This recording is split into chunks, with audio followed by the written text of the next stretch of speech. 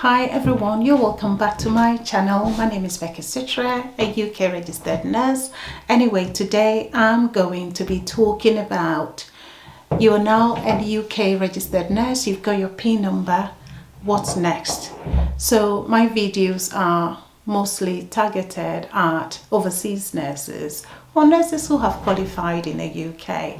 So if you want to know more about this topic, it's going to be about your steps to career progression as a UK registered nurse. So if you want to know more, why not watch the video to the end?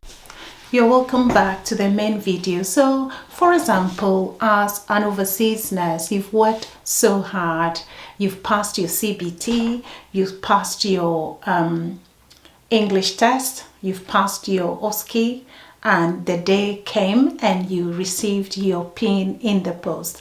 I can imagine how excited and happy you would be that finally you've got your PIN number or UK nursing registration. At the same time, there would be some anxiety about, okay, now I'm a fully a fully registered nurse in the UK.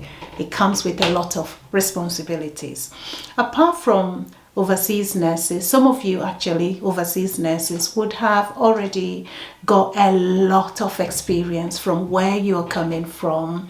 Some of you may have been seniors in your work before coming to the UK, so you would have acquired a lot of experience, some in management before coming to the UK.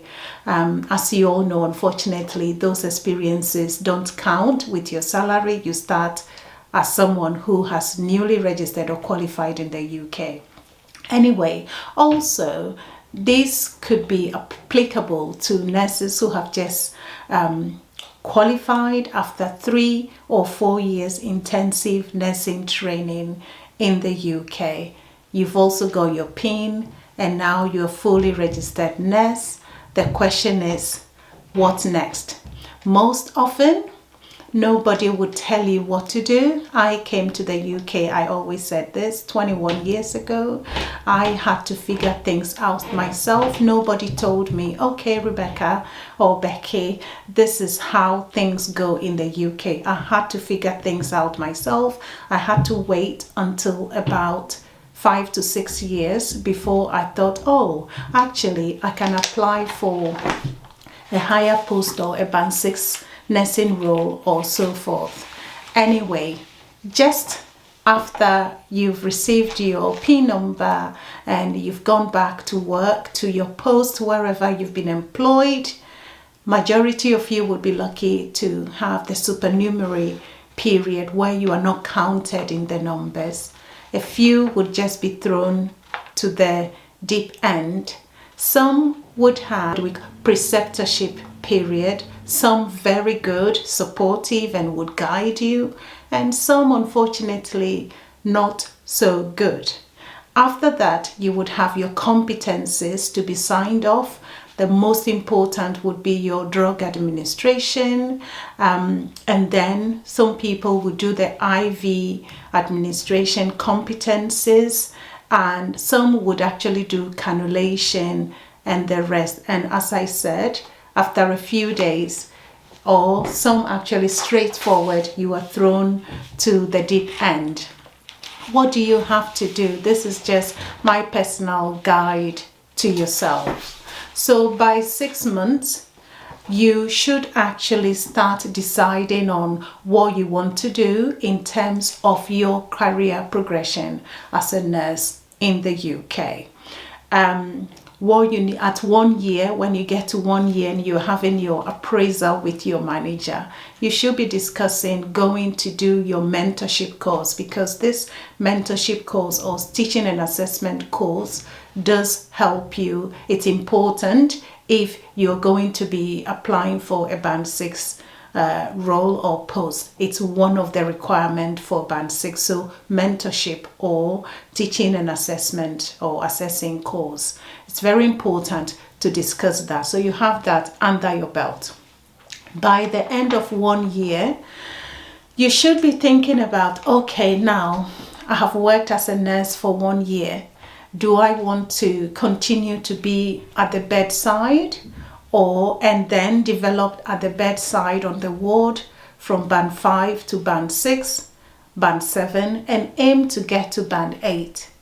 If that is what you want, you should start looking at that time, start looking at job descriptions of a band 6 nurse and see what the job description entails and look at what the person's specification is about. When you're applying for a job, the most important thing you should be looking at is the person's specification as well as the job description. The person's specification will tell you exactly what is required for that particular role, and ask yourself, how do I meet this specification?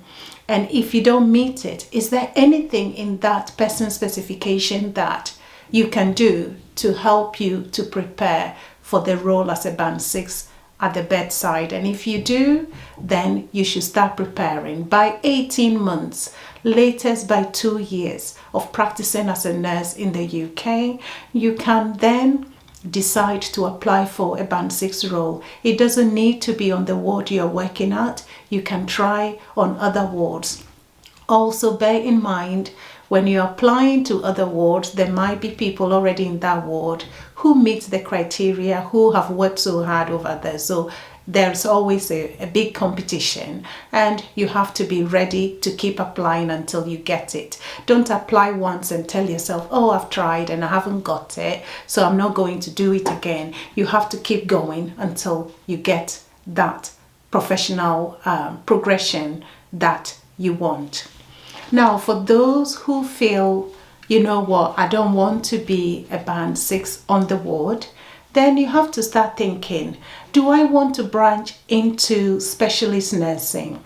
There are several specialist nursing roles in the UK. I've done a video previously, a long time ago, on the different specialist nursing roles in the UK. Specialist nurses work autonomously and they cover all the different systems of the body, from genetics to cardiology, neurology, respiratory, renal, and everything, gynae. There's a specialist nurse for almost every medical, not all medical conditions, but all the systems of the body. There are specialist nurses for that. So you have to look at what sort of specialist nursing role you would like to explore. And once again, look at the job description, look at person specification. We'll be asking, where would I find that? Just go on the NHS website, the job site, and look at the different specialist nursing roles out there. Print off one of the job descriptions and person specification. Look through them and see what you need. You can arrange for shadowing if you prefer to go to a specific specialist nursing area. You can arrange for shadowing experience in that particular area and see what they do. So it's very important to look into that if that's what you want. NHS job site is one of the best. You are not applying for the job. You are just going to print it out. Look at what generally they look out for. If you are interested in research nursing, get a job description of a clinical research nurse and print it off. Look at it, see what they are looking for, and it might be similar. One thing you should bear in mind is if you are pursuing a specialist nursing role, you don't necessarily need experience in that field to go to that area. I'm talking from experience. So when I came to the UK, I worked in renal, I moved to surgery, I did a bit of outpatient. I went out to become a specialist nurse band 6 in sickle cell and thalassemia. After that, I left and I went to become a specialist nurse in epilepsy. I went back to sickle cell as the lead nurse, and then I left again, and now a specialist nurse in headaches. And you might be wondering, oh, do we have specialist nurse in headaches as well? And I did not have experience in any of these areas. With sickle cell, yes, from my background working in Ghana, I have next 1 or 2 sickle cell patients, but that doesn't make me a specialist already. But when I went to the interview, I showed that I was willing to learn, and I've showed them that I've made some research and I've done a lot of things before even going to the interview. And that, and how you interview is also very important anyway. So I'm talking from experience.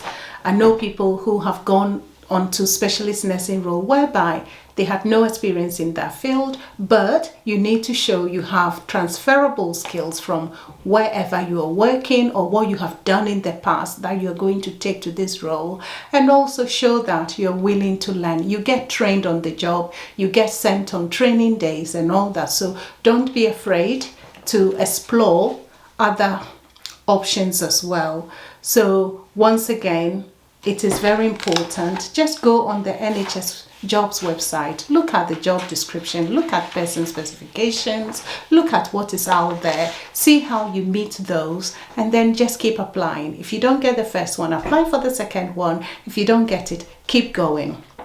Now, if you want to go into nurse education as well, go online, search for nurse educator job descriptions. It could be going into universities to become a lecturer. See what is required. If you don't have it, look at the way you can get those qualifications and go for it.